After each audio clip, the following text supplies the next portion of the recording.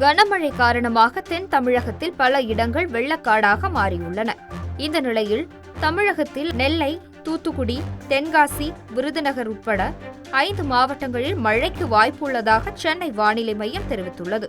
இது தொடர்பான வானிலை அறிவிப்பில் தமிழகத்தில் இன்று இரவு வரை நெல்லை, தென்காசி, குமரி, விருதுநகர், தூத்துக்குடி ஆகிய 5 மாவட்டங்களில் ஓரிரு இடங்களில் கனமழையும் லேசான இடிமின்னலுடன் மழைக்கு வாய்ப்புள்ளது என்று கூறப்பட்டுள்ளது.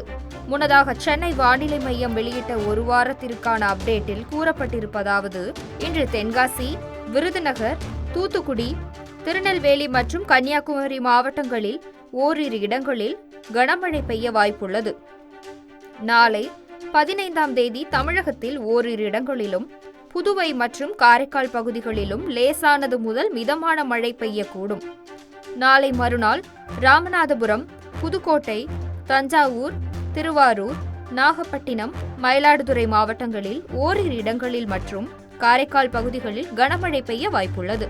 வரும் 17ஆம் தேதி தமிழகத்தில் நாகப்பட்டினம், திருவாரூர், கடலூர், மயிலாடுதுறை மாவட்டங்களில் ஓரிரு இடங்களில், காரைக்கால் பகுதிகளில் கனமுதல் மிக கனமழையும், தஞ்சாவூர், அரியலூர், பெரம்பலூர், புதுக்கோட்டை, திருச்சிராப்பள்ளி, கள்ளக்குறிச்சி, விழுப்புரம், செங்கல்பட்டு மாவட்டங்களில் ஓரிரு இடங்களிலும், புதுவையில் கனமழையும் பெய்ய வாய்ப்புள்ளது.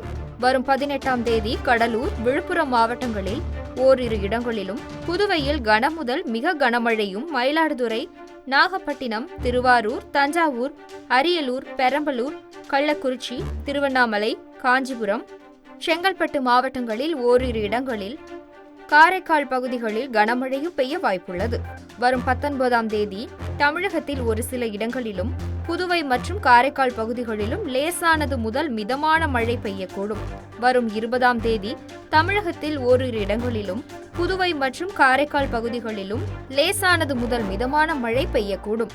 சென்னை மற்றும் புறநகர் பகுதிகளை பொறுத்தவரை அடுத்த 24 மணி நேரத்திற்கு வானம் ஓரளவு மேகமூட்டத்துடன் காணப்படும். நகரின் ஒரு சில பகுதிகளில் இடி மின்னலுடன் கூடிய லேசான மழை பெய்யக்கூடும்.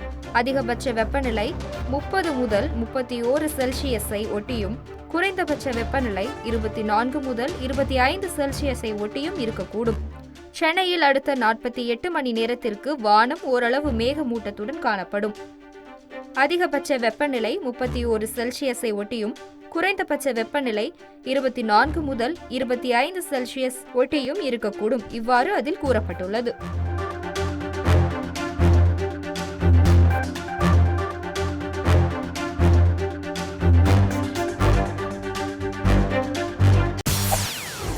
செய்திகளை உடனுக்குடன் தெரிந்து கொள்ள உடனே சப்ஸ்கிரைப் பண்ணுங்க.